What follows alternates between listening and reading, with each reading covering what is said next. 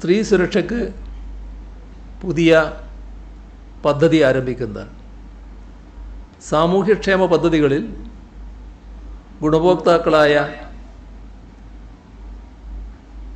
ഗുണഭോക്താക്കൾ അല്ലാത്ത trans woman അടക്കമുള്ള പാവപ്പെട്ട കുടുംബങ്ങളിലെ സ്ത്രീകൾക്ക് എല്ലാ മാസവും സാമ്പത്തിക സഹായം ഈ പദ്ധതിയിലൂടെ ഉറപ്പാക്കും.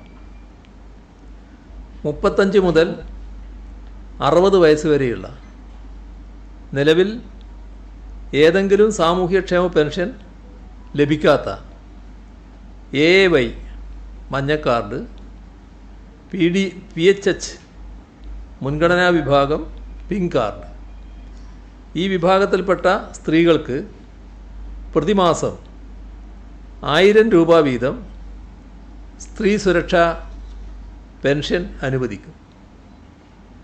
ഇത്രയും സ്ത്രീകൾക്ക് പ്രതിമാസം 1000 രൂപ വീതം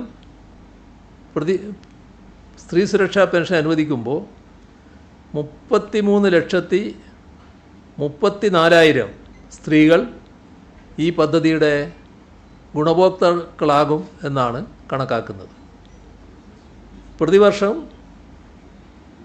ഈ 1000 രൂപ പ്രതിമാസം നൽകുമ്പോൾ പ്രതിവർഷം 3800 കോടി രൂപ ഈ പദ്ധതിക്ക് സർക്കാർ ചെലവിടും. ഇതാണ് ഒരു ഭാഗം. മറ്റൊരു ഭാഗം യുവതലമുറക്ക് കണക്ട് ടു വർക്ക് സ്കോളർഷിപ്പാണ്. വിദ്യാർത്ഥികൾക്ക് മികച്ച ജോലി ലഭിക്കാൻ സ്റ്റൈപ്പൻഡ് അല്ലെങ്കിൽ സാമ്പത്തിക സഹായം നൽകുന്ന പദ്ധതി ആരംഭിക്കും. പ്രതിവർഷ കുടുംബ വരുമാനം 1 ലക്ഷം രൂപയിൽ താഴെയുള്ള +2, ITI, ഡിപ്ലോമ, ഡിഗ്രി ഈ പഠനത്തിന് ശേഷം വിവിധ നൈപുണ്യ കോഴ്സുകളിൽ പഠിക്കുന്നവരോ വിവിധ ജോലി മത്സര പരീക്ഷകൾക്ക് തയ്യാറെടുക്കുന്നവരോ ആയ 18 മുതൽ 30 വയസ്സ് വരെയുള്ള യുവതി യുവാക്കൾക്ക് പ്രതിമാസം 1000 രൂപ വീതം ധനസഹായം നൽകും. കണക്ട് വർക്ക് സ്കോളർഷിപ്പ് എന്ന പേരിലുള്ള ഈ പദ്ധതിയിൽ 5 ലക്ഷം യുവതി യുവാക്കൾ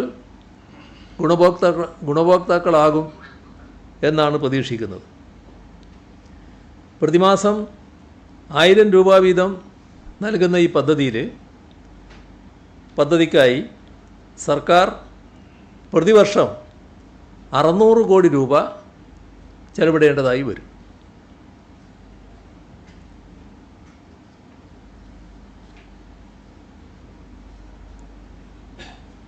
കുടുംബശ്രീ ADSകൾക്കുള്ള പ്രവർത്തന ഗ്രാൻഡ് ഇതോടൊപ്പം നിശ്ചയിച്ചിട്ടുണ്ട്.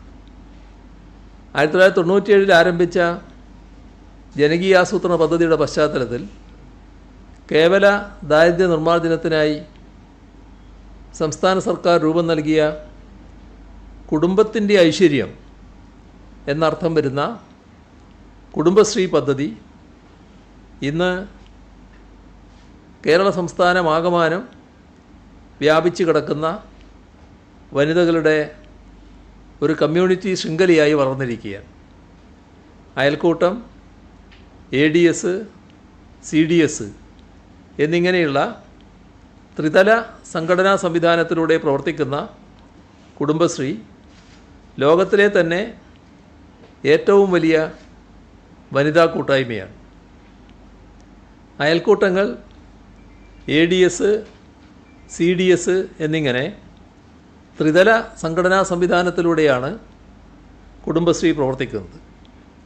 ഇതിൻ്റെ അടിസ്ഥാന ഘടകമാണ് അയൽക്കൂട്ടങ്ങൾ.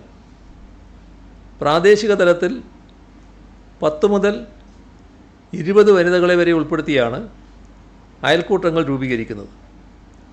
ഒരു തദ്ദേശഭരണ പ്രദേശത്തെ ഓരോ വാർഡിലെയും അഫിലിയേഷൻ നേടിയിട്ടുള്ള അയൽക്കൂട്ടങ്ങളുടെ സംയോജിത രൂപമാണ്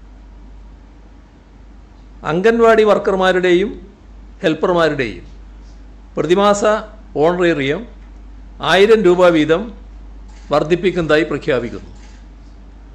66,240 പേർക്ക് ഇതിൻ്റെ പ്രയോജനം ലഭിക്കും. 1000 രൂപ വീതം അംഗൻവാടി വർക്കർമാർ, ഹെൽപ്പർമാർ അവരുടെ പ്രതിമാസ ഓണറേറിയം 1000 രൂപ വീതം വർദ്ധിപ്പിക്കുന്നു. 1000 രൂപ വീതം പ്രതിമാസം വർദ്ധിപ്പിക്കുമ്പോൾ 66,240 പേർക്കാണ് ഇതിൻ്റെ പ്രയോജനം ലഭിക്കുക. അതിന് പ്രതിവർഷം 934 കോടി രൂപ ചെലവ് പ്രതീക്ഷിക്കുന്നുണ്ട്. ഇതിനു മുൻപ് 2024 ഓണറേറിയം വർദ്ധിപ്പിച്ചത്.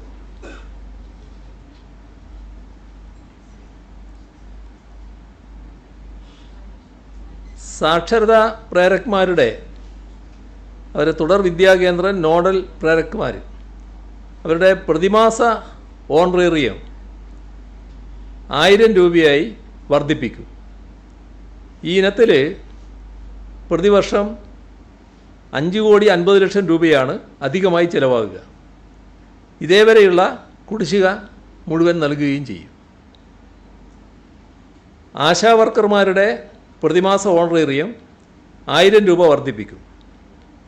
26,125 പേർക്കാണ് ഇതിൻ്റെ പ്രയോജനം ലഭിക്കുക.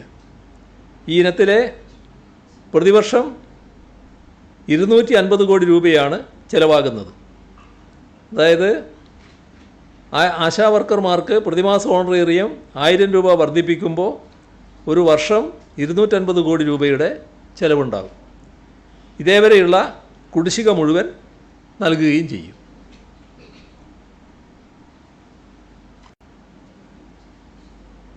സംസ്ഥാനത്താകെ 13,327 പാചക തൊഴിലാളികളാണുള്ളത്. ഇവരുടെ പ്രതിദിന കൂലി 50 രൂപ വർദ്ധിപ്പിക്കും. ഈ ഇനത്തിൽ പ്രതിവർഷം 16 കോടി രൂപയുടെ അധിക ചെലവ് വരും. പ്രീ പ്രൈമറി ടീച്ചർമാരും ആയമാരും ഇവരുടെ പ്രതിമാസ വേതനം 1000 രൂപ വർദ്ധിപ്പിക്കുന്നു. ഈ ഇനത്തിൽ പ്രതിവർഷം 5,72,00,000 രൂപ അധികമായി ചെലവ് വരും.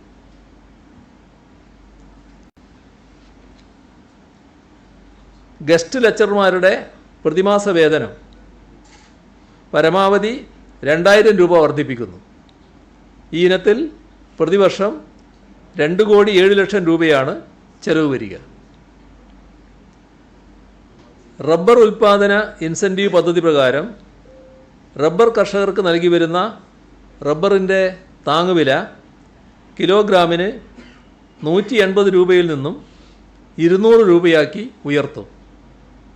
ഈ പദ്ധതികളും ആനുകൂല്യങ്ങളും കേരള പിറവി ദിനമായ നവംബർ 1 മുതൽ പ്രാബല്യത്തിൽ വരും.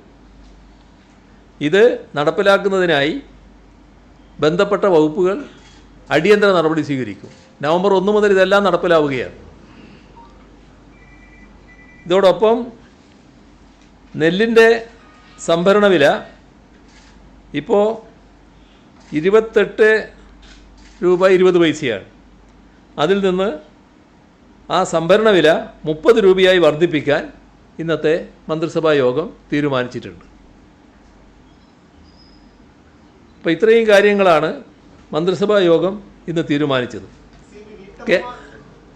കേന്ദ്രം സൃഷ്ടിക്കുന്ന സാമ്പത്തിക ഞെരുക്കത്തിൻ്റെ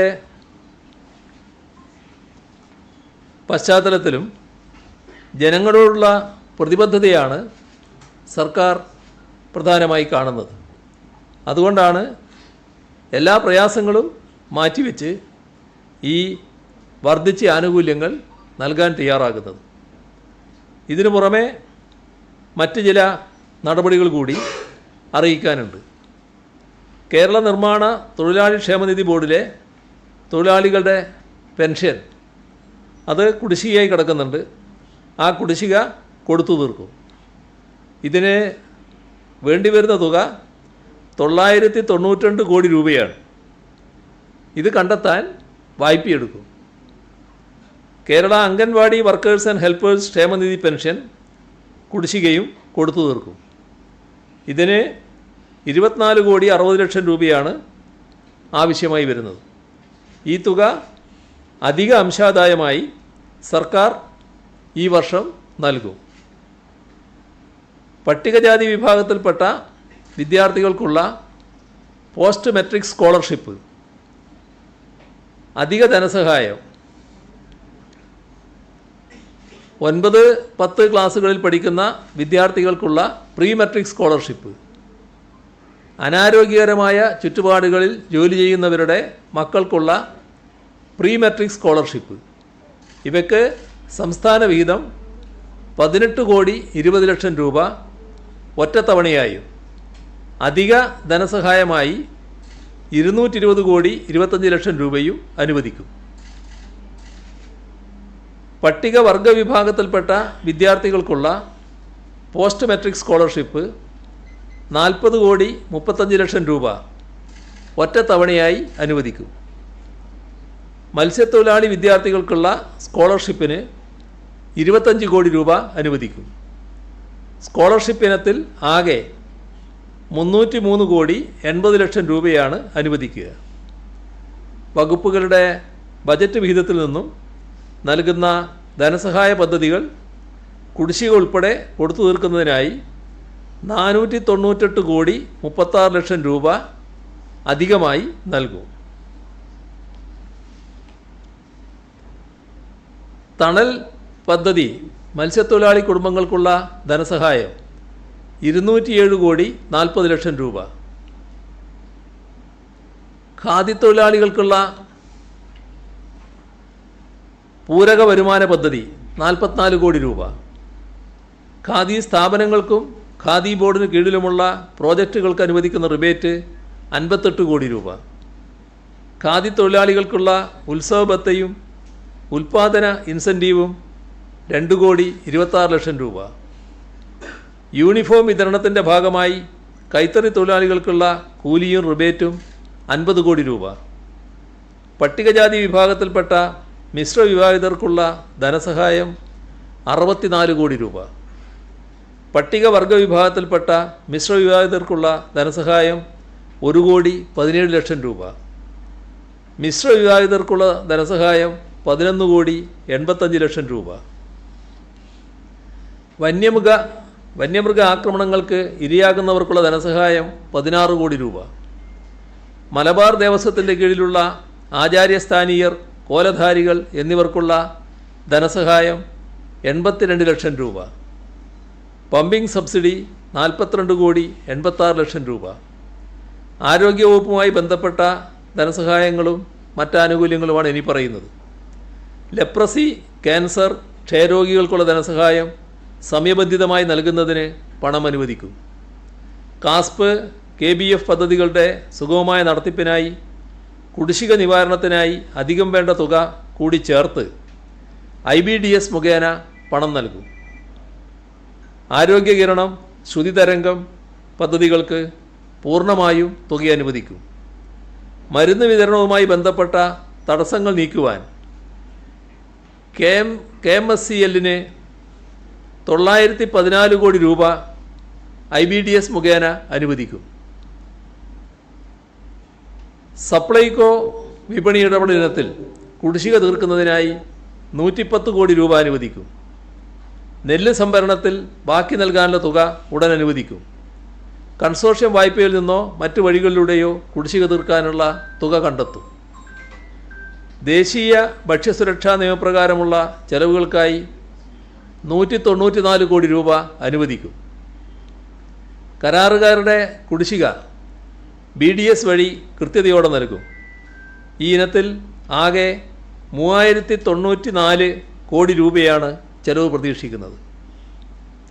മുഖ്യമന്ത്രിയുടെ തദ്ദേശ റോഡ് പുനരുദ്ധാരണ പദ്ധതിക്കായി ബജറ്റിൽ വകയിരുത്തിയ 1000 കോടി രൂപ ഈ സാമ്പത്തിക വർഷം ഡിസംബർ 31 വരെ സമർപ്പിക്കുന്ന ബില്ലുകൾക്ക് BDS ഒഴിവാക്കി മുൻഗണന നൽകി നേരിട്ട് തുക അനുവദിക്കും.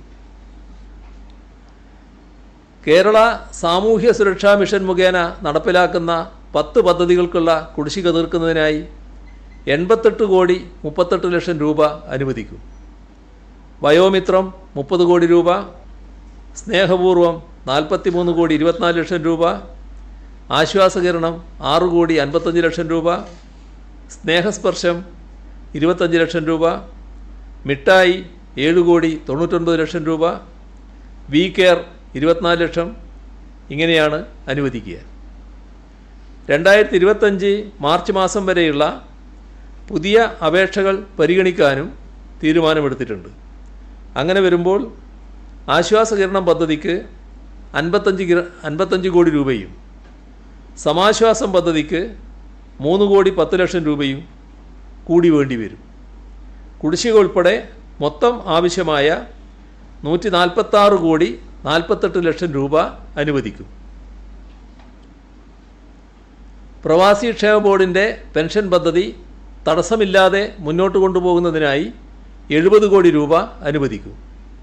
ഖാദി ബോർഡ്, കരകൗശല വികസന കോർപ്പറേഷൻ, ബാംബു കോർപ്പറേഷൻ, മരം കയറുന്നവർക്കുള്ള പെൻഷൻ, തോട്ടം തൊഴിലാളികൾക്കുള്ള ധനസഹായം, വൃദ്ധസദന കൗൺസിലർമാർക്കുള്ള ഓണറേറിയം എന്നിവയ്ക്കായി ആകെ 78,26,00,000 രൂപ അനുവദിക്കും. ബജറ്റ് വിഹിതമില്ലാത്ത സുരഭി, ഹാൻവീവ്, ഹാൻഡെക്സ് എന്നീ സ്ഥാപനങ്ങൾക്ക് കുടിശ്ശിക തീർക്കുന്നതിനായി 20,61,00,000 രൂപ നൽകും. ഒരിക്കൽ കൂടി പറയാണ്, 2016-ലും 2021-ലും സത്യപ്രതിജ്ഞ ചെയ്ത് അധികാരമേൽക്കുമ്പോൾ ഞങ്ങൾ ജനങ്ങൾക്ക് നൽകിയ ഉറപ്പുകളുണ്ട്. അവ ഒന്നൊന്നായി നടപ്പാക്കുന്നതിൽ ഒരു വിട്ടുവീഴ്ചയും ഉണ്ടാകില്ല എന്നതാണ് ഈ 10 വർഷക്കാലത്തെ അനുഭവം. മുൻകാലങ്ങളിലെ പതിവ് മാറ്റി 2021-ൽ കേരളത്തിലെ ജനങ്ങൾ തീരുമാനിച്ച ഭരണ തുടർച്ചയാണ് ഏത് പ്രതിസന്ധികളെയും മറികടന്നുകൊണ്ട് മുന്നോട്ട് പോകാനുള്ള വർദ്ധിച്ച കരുത്ത് നമ്മുടെ നാടിന് നൽകിയത്. ജനങ്ങളുടെ അകമഴിഞ്ഞ പിന്തുണയോടെ നവകേരളം കെട്ടിപ്പടുക്കുന്നതിനുള്ള ദൃഢനിശ്ചയവുമായി സർക്കാർ മുന്നോട്ട് പോവുക തന്നെ ചെയ്യും. ഇത്രയും കാര്യങ്ങളാണ് വെക്കാനുള്ളത്.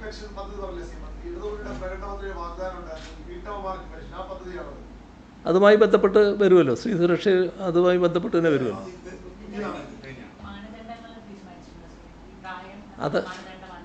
അത് പറഞ്ഞല്ലോ, അതിൻ്റെ വ്യക്തമായി പറഞ്ഞല്ലോ, കൃത്യമായ വയസ്സ് പറഞ്ഞല്ലോ.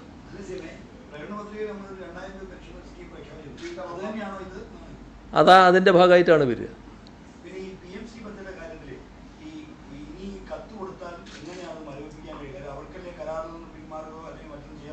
അതിപ്പോൾ തീരുമാനമായി. അതിൻ്റെ ബാക്കി കാര്യങ്ങൾ ഇനി ഞങ്ങൾ ചർച്ച ചെയ്ത് ഒരു നിലപാടെടുത്തോളൂ.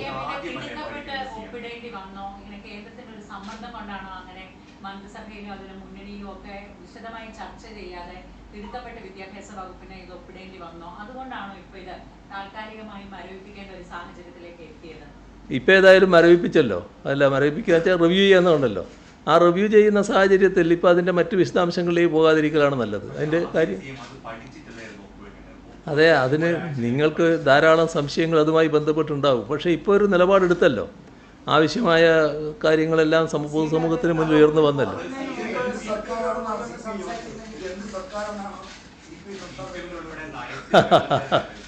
അതൊക്കെ നിങ്ങൾക്ക് ലേശം രസം തന്നിട്ടുണ്ട്. പക്ഷേ അത്തരം കാര്യങ്ങളെല്ലാം ഇപ്പം ചർച്ച ചെയ്യേണ്ടത്. ഇപ്പം നമ്മൾ ചർച്ച ചെയ്യേണ്ടത് അതുമായി ബന്ധപ്പെട്ട് കാര്യങ്ങൾ അവസാനിച്ചു. ഒരു നല്ല രീതിയിൽ കാര്യങ്ങൾ പരിശോധിക്കാനൊരു സമിതിയെ ചുമതലപ്പെടുത്തി. ആ സമിതിയുടെ പരിശോധന നടക്കുന്നതുവരെ PM ശ്രീയുമായി ബന്ധപ്പെട്ട നടപടികൾ ഇവിടെ നടപ്പാക്കില്ല എന്ന് കാണുകയും ചെയ്തു. അവിടെ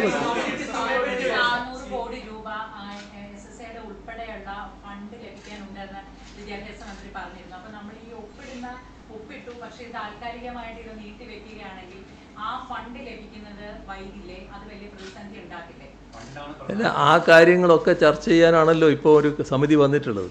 ആ സമിതി വന്ന സാഹചര്യത്തിൽ ഇനി അതുമായി ബന്ധപ്പെട്ട് മറ്റു കൂടുതൽ അഭിപ്രായങ്ങൾ ഇപ്പോൾ പറയുന്നത് ഒരു നല്ല കാര്യമല്ല. അത് പിന്നെ പെട്ടെന്ന് തന്നെ വരുമല്ലോ. ഇപ്പോൾ പെട്ടെന്നെന്ന് പറഞ്ഞാൽ നമ്മളെല്ലാവരും ഇനി കുറച്ച് നാൾ കഴിഞ്ഞാൽ വലിയ തിരക്കിലാവുമല്ലോ. അതിൻ്റെ എല്ലാം അതിൻ്റെ തിരക്ക് കഴിഞ്ഞിട്ട് കാര്യങ്ങൾ നടക്കുമല്ലോ.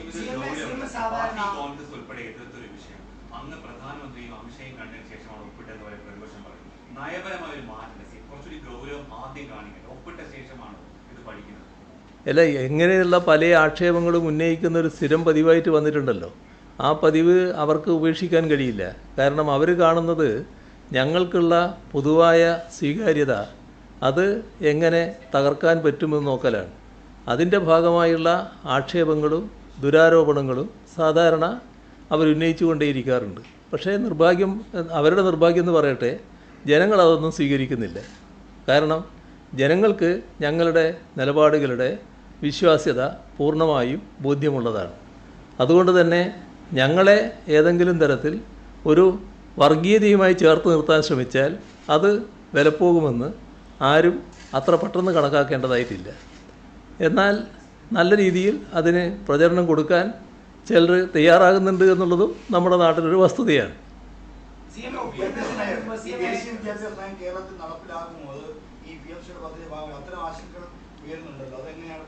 ആ കാര്യത്തിൽ വ്യക്തതയുണ്ട്. അതിനെപ്പറ്റി ഒരാശങ്കയില്ല. അത് ഇതുമായി ബന്ധപ്പെട്ട കാര്യമല്ല. ദേശീയ വിദ്യാഭ്യാസ നയത്തിൻ്റെ ഭാഗമായി അതിൻ്റെ മറവിൽ ഒരു RSS അജണ്ട നടപ്പാക്കാനുള്ള താല്പര്യമാണ്. അതിലൂടെയാണ് നമ്മുടെ പൊതു പാഠ്യപദ്ധതിയിൽ നിന്ന് ഗാന്ധിവധം മറ്റൊരു രീതിയിൽ ചിത്രീകരിക്കാൻ ശ്രമിച്ചത്. ഞാൻ പറഞ്ഞു കഴിയട്ടെ. അതിൻ്റെ ഭാഗമായി തന്നെയാണ് മറ്റു തരത്തിലുള്ള വക്രീകരണങ്ങൾ വന്നത്. എന്നാൽ നമ്മളെന്താ ചെയ്തത്? ആ ചരിത്ര ഭാഗങ്ങൾ പ്രത്യേകമായി തന്നെ പഠിപ്പിക്കുന്ന നിലയാണ് സ്വീകരിച്ചത്. ആ കാര്യങ്ങളിൽ ഒരു തരത്തിലുള്ള മാറ്റമോ വ്യതിയാനമോ നമ്മുടെ കേരളത്തിലുണ്ടാകില്ല. കാരണം അത്തരം നയങ്ങളോട് വിട്ടുവീഴ്ചയില്ലാത്ത നിലപാടാണ് ഞങ്ങൾ സ്വീകരിക്കുന്നത്. അപ്പോൾ ഇന്ത്യ രാജ്യത്ത് ഇത്തരമൊരു നിലപാട് സ്വീകരിച്ച ഏക സംസ്ഥാനം മാത്രമേ ഉള്ളൂ. അത് നമ്മുടെ സംസ്ഥാനമാണ്. അത് തുടരുക തന്നെ ചെയ്യും. പദ്ധതിയിൽ ഒപ്പിടുന്നതിന് മുമ്പ് തന്നെ CPIയോട് ഒരു ചർച്ച നടത്തിയിരുന്നുവെങ്കിൽ ഈ ഒരു അവസ്ഥ ഉണ്ടാവും. സാധാരണ മുഖ്യമന്ത്രി ഒരു തീരുമാനം എടുത്തു കഴിഞ്ഞാൽ അതിൽ നിന്നും പിന്നോട്ട് പോകുന്ന ആളല്ല. ഇതിപ്പോ വലിയ നാണക്കേടായില്ലേ സമൂഹത്തിന് മുന്നിൽ? അവരോട് ചോദിക്കാമായിരുന്നില്ലേ? എന്താ അതിന്റെ അഭിപ്രായം? ഏതായാലും ഇതുമായി ബന്ധപ്പെട്ട് കാര്യങ്ങളെല്ലാം ചർച്ച ചെയ്ത് തീരുമാനമായല്ലോ. ഇപ്പോൾ അതിലേക്ക് നമ്മൾ പോകാതിരിക്കലാണ് നല്ലത്.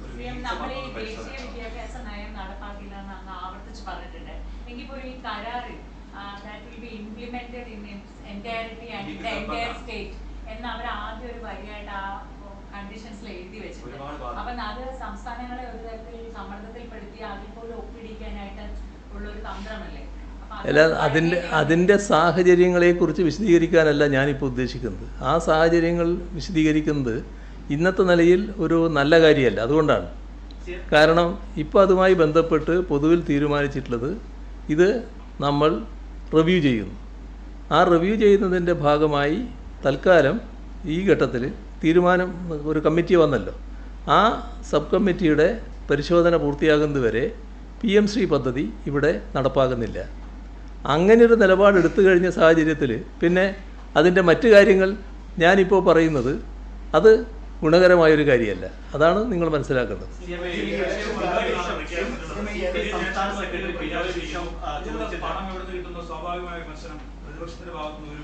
എന്താ വലിയ ജനക്ഷേമ പദ്ധതികൾ പ്രഖ്യാപിക്കുന്നു, വലിയ പദ്ധതികളാണ് ഇപ്പോൾ ജനങ്ങൾക്ക് വേണ്ടി നവകേരള ദിനത്തിന്റെ ഭാഗമായി ഒക്കെ പ്രഖ്യാപിക്കുന്നത്. പണം എവിടെ നിന്നുള്ള ചോദ്യമായിരിക്കും പ്രതിപക്ഷം ഉന്നയിക്കുന്നത്. അത് ഇത് കൊടുത്തില്ലെങ്കിലല്ലേ പണം ഇവിടുന്നത്.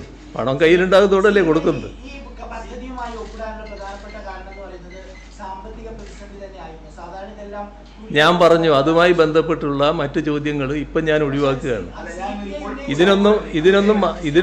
ഇതിനൊന്നും എൻ്റെ കയ്യിൽ മറുപടി ഇല്ലാത്തതുകൊണ്ടല്ല. ഞാൻ പറയുന്ന കേൾക്ക്.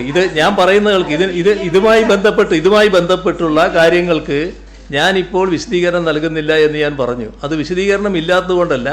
ഇപ്പം ഞങ്ങൾ എത്തിച്ചേർന്നൊരു ധാരണയുണ്ട്. ആ ധാരണയിൽ നിന്ന് വ്യതിചലിച്ച് പോകാൻ ഞാൻ തയ്യാറല്ല. അതാണ്.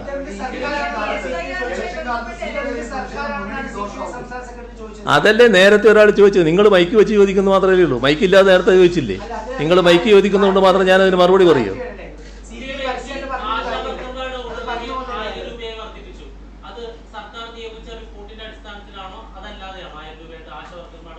ഇപ്പം ഏതായാലും പ്രഖ്യാപിച്ചല്ലോ. ഏതിൻ്റെ അടിസ്ഥാനത്തിലായാലും അതിരിക്കട്ടെ. അതൊക്കെ അവരെ കാര്യം വെച്ചല്ല ഞാൻ പറയുന്നത്.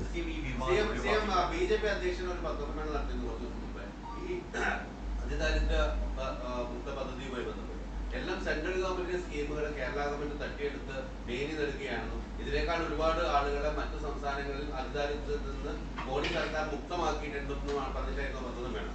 അതിൽ സീവനത്തിൽ പറയുന്നത് നല്ലതല്ലേ?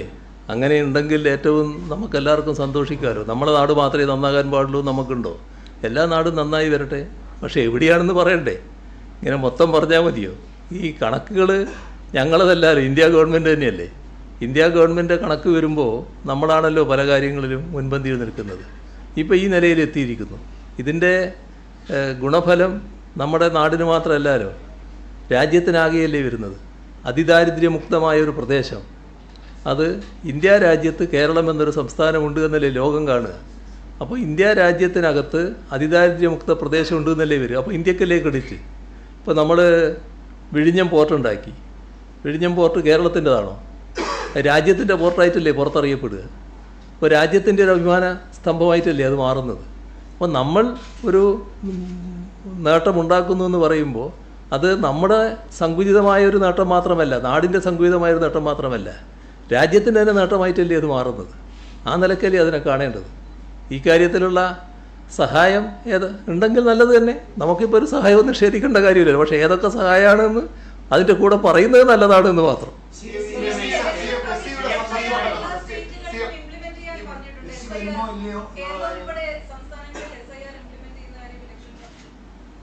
അതെ, അതല്ലേ ഞാൻ പറഞ്ഞത്. അതിൻ്റെ ഒരു യോഗം എല്ലാ രാഷ്ട്രീയ പാർട്ടികളുടെയും യോഗം ചേരാൻ തീരുമാനിച്ചിരിക്കുകയാണ്. 5-ാം തീയതി വൈകുന്നേരം 4 മണിക്ക് എല്ലാവരുടെയും യോഗം വിളിച്ചു ചേർക്കുക. എന്നിട്ട് പൊതുവിൽ ചർച്ച ചെയ്തൊരു നിലപാടെടുക്കാമെന്നാണ് കാണുന്നത്.